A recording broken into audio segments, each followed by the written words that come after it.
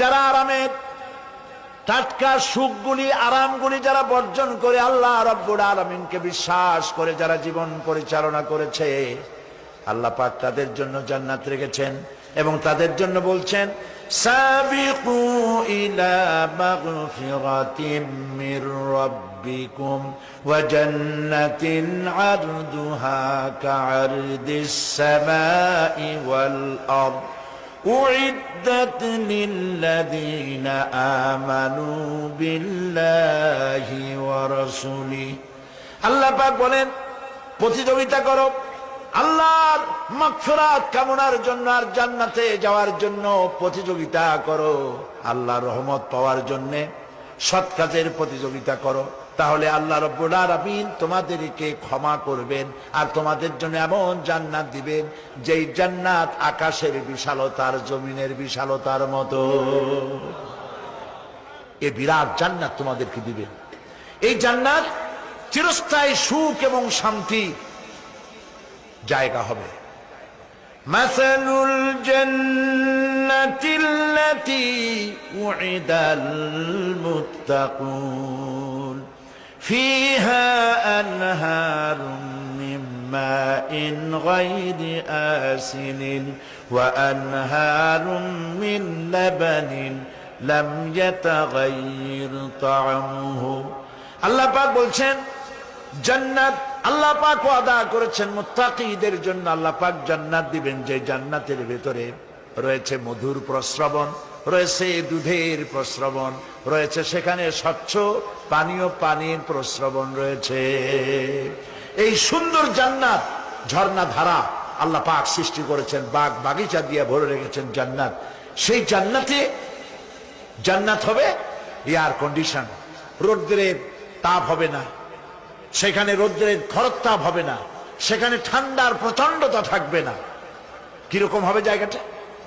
আল্লাহ পাক বলছেন মুত্তাকিনা আলাল আরাইকি লা ইয়ারাউনা ফিহা শামসান ওয়ালা জামহারিরা ওয়া দানিয়াতান আলাইহিম যিলালুহা ওয়া যুল্লিলাত কুতুফুহা তাযলিলা। আল্লাহ পাক এমন জান্নাত রেখেছেন, সেই আল্লাহ পাক সেই জান্নাতের ভিতরে জান্নাতীরা ঠেস লাগায়া মুখোমুখি অবস্থায় তারা সেখানে বসবে, আর জান্নাতীদের মনের মধ্যে কোনো দুঃখ থাকবে না, পেরেশানি থাকবে না। পৃথিবীতে মানুষের দুঃখ থাকে, পেরেশানি থাকে, সেখানে কোনো দুঃখ আর পেরেশানি থাকবে না। সেই জায়গাটা হবে শীতাতপ নিয়ন্ত্রিত, না শীত না গরম, চির বসন্ত বিরাজ করবে। জান্নাতীরা সেখানে থাকবে।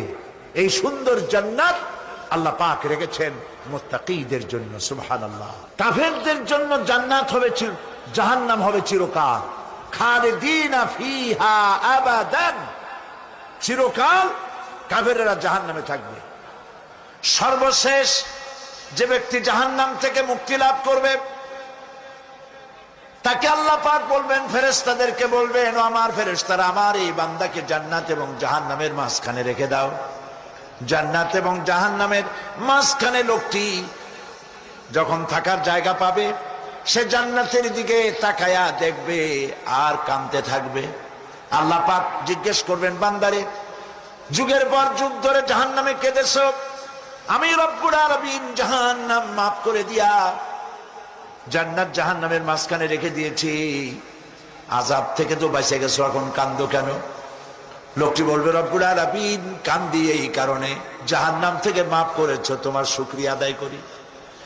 জান্নাত তো আমার কপালে নাই, কিসমতে নাই, কিন্তু জান্নাত আমি এখান থেকে দেখতে পাচ্ছি।